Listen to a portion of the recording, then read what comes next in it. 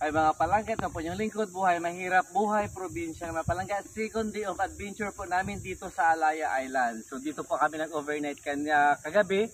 So meron po kami mga tent po doon mga palangga. So yun doon. Doon po kami nag-overnight. So yun. Tapos kahapon po nag-island hopping po kami doon po sa Pass Island. Behind of this island po makikita niyo yung Pass Island. So ngayon po ito po yung small pier po nila. So ito po yung dating area po nila ng speedboat at yung bangka po nila. So actually hindi lang po ito isang speedboat po nila dito. If I'm not mistaken, meron po silang 4 na speedboat po mga palangga. So let's explore the island muna kahit konti lang mga palangga. I'll show you. So ito po yung pwede po kayo dito maligo na even though na mabato po siya ng konti pero sobrang linaw po ng tubig mga palangga.